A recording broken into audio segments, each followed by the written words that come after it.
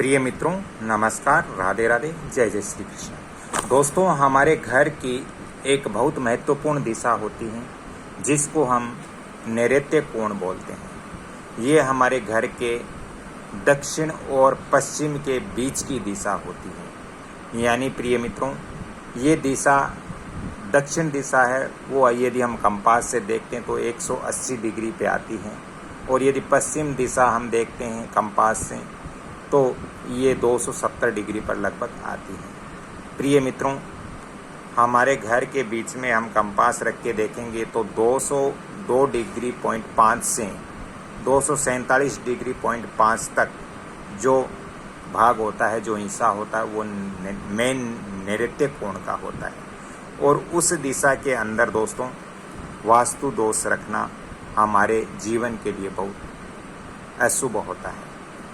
प्रिय मित्रों, नैऋत्य कोण में वास्तु दोष होने से वास्तुशास्त्र के अनुसार ये अकाल मौत का कारण बनती है। प्रिय मित्रों, नैऋत्य कोण का स्थान जीवन की स्थिरता और आयु का प्रतीक होता है। ये जो दक्षिण और पश्चिम के बीच का जो डायरेक्शन होता है, ये हमारे जीवन और हमारी उम्र यानी आयु का प्रतीक होता है।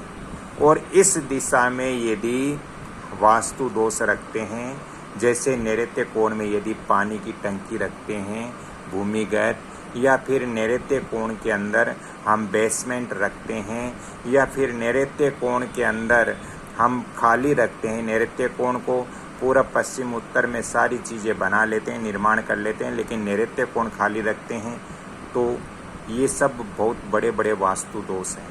दोस्तों, हमें इतनी जानकारियाँ नहीं होती है, इसलिए हम उस घर के अंदर परेशानी होते हैं और अकाल मृत्यु तक हो जाती हैं, दुर्घटनाएं घटित हो जाती हैं, और कहते हैं जैसे ईश्वर करता है वैसे होता है।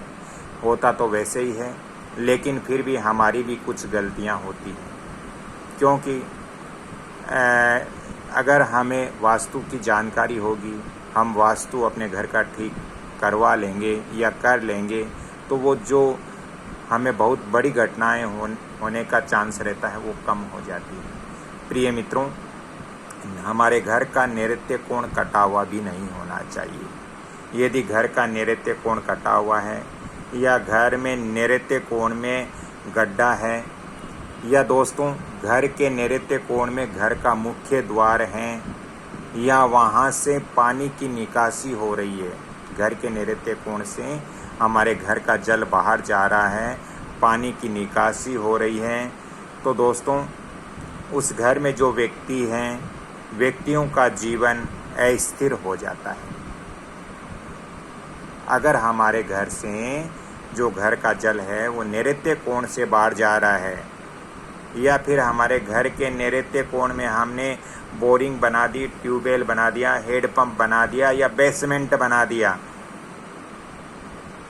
तो भी ये उस घर में जो सदस्य रहते हैं उनके अंदर अस्थिरता आ जाती है, और दुर्घटनाएं भी वास्तु अनुसार घटित हो सकती हैं। दोस्तों, ये कोण है, अगर इस कोण के अंदर, इस दिशा के अंदर वास्तु दोष होता है, तो इससे घर में जो सदस्य हैं मृत्यु की कई गुना संभावनाएं वास्तु अनुसार बढ़ती हैं। इसलिए मैं आप सभी से निवेदन करता हूं कि आप अपने घर के कम से कम नैऋत्य कोण में वास्तु दोष न रखें। आप अपने घर के नैऋत्य कोण के अंदर यदि वास्तु दोष है तो उनको आप ठीक करने की कोशिश करें, प्रयत्न करें। यदि आपके समझ में नहीं आ रहा है तो आप मेरे से संपर्क कर सकते हो। मैं आपको घर बैठे आपको बताऊंगा कि आपकी नैऋत्य कोण में क्या चीज़ बनी हुई है, तो अब आपको वहां पर क्या करना चाहिए जिससे वहां का वास्तु दोष दूर हो सके। प्रिय मित्रों, हमारे घर के अंदर नैऋत्य कोण में वास्तु दोष हमें कभी भी भूल कर भी नहीं रखना चाहिए। जरूरी नहीं है कि वहाँ तोड़ फोड़ करना या ज़्यादा खर्च करने से ही वास्तु दोष दूर होता है, नहीं। प्रिय मित्रों, वहाँ पर कुछ ऐसे यंत्र वगैरह स्थापित करने से भी वहाँ के वास्तु दोष है वो कुछ कम हो सकता है, और जो दुर्घटनाएं घटित होने वाली होती है उससे हम बच सकते हैं। तो प्रिय मित्रों, जब भी आप अपने घर का निर्माण करें तो अपने घर के नैऋत्य कोण को हमेशा भारी रखें। नैऋत्य कोण में निर्माण जरूर करें। ईशान कोण आप खाली रख सकते हो, लेकिन नैऋत्य कोण को कभी भी भूल कर भी खाली नहीं रखना चाहिए। दोस्तों, नैऋत्य कोण में वास्तु दोष होने से वाहन दुर्घटनाएं, अचानक से अकाल मृत्यु, ये सब कारण घर के नैऋत्य कोण में वास्तु दोष होने से ही ज़्यादातर होते हैं। तो इसलिए हमारी घर की जो मेन दिशा है नैऋत्य कोण, ये दिशा स्थिरता की दिशा है, ये दिशा शक्ति की दिशा है, ये दिशा नियंत्रण की दिशा है और ये दिशा स्थायित्व की दिशा है। इसीलिए हम नैऋत्य कोण में गृह स्वामी का बेडरूम देते हैं। इसीलिए हम कहते हैं नैऋत्य कोण में भारी सामान रखना चाहिए, नैऋत्य कोण को खाली नहीं रखना चाहिए, नैऋत्य कोण को हल्का नहीं रखना चाहिए। इसीलिए हम कहते हैं। तो प्रिय मित्रों, अगर आपके घर में ये वास्तु दोष है तो फिर आप वाहन चलाते हो तो आपको सावधान रहना चाहिए।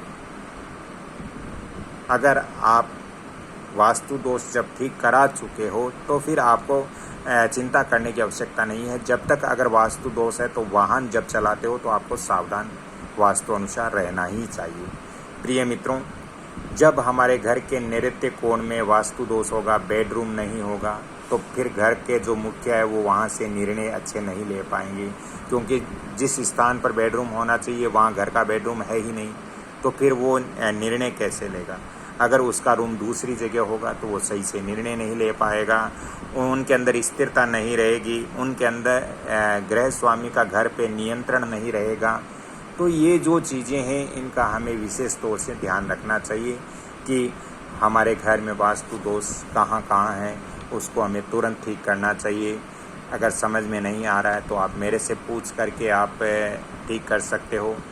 जितनी माँ सरस्वती ने मेरे को विद्या दी है उतना मैं आपका हेल्प करूँगा, सहयोग करूँगा, लेकिन आप जानबूझकर अपने घर के अंदर वास्तु दोष नहीं रखें। दोस्तों, ज़्यादा ही आपको वास्तु और ज्योतिष संबंधित परामर्श चाहिए तो आप मेरे से फ़ोन नंबर भी नोट कर सकते हो, लेकिन ज़्यादा ही आवश्यकता हो तो आप फ़ोन करें, अन्यथा मैं बहुत बिजी रहता हूँ। ज़्यादा आवश्यकता हो तो फ़ोन करें। फ़ोन नंबर नोट करें 7901718402। अगली कड़ी में फिर मिलता हूँ, तब तक के लिए मैं आपसे क्षमा चाहता हूँ। जय श्री कृष्ण, राधे राधे। ईश्वर आप सभी को स्वस्थ रखें, खुश रखें और आनंदित रखें, मैं ऐसी ईश्वर से कामना करता हूँ। हाँ, आप अपने घर के अंदर वास्तु देवता का जाप प्रतिदिन जरूर करें। यदि छोटे मोटे किसी प्रकार का वास्तु दोष है तो हमारे घर में सकारात्मक ऊर्जाएं प्रवेश कर सकें। इसके लिए आप वास्तु मंत्र की एक माला प्रतिदिन घर के अंदर जरूर आपको जपनी चाहिए। जय श्री कृष्ण, धन्यवाद।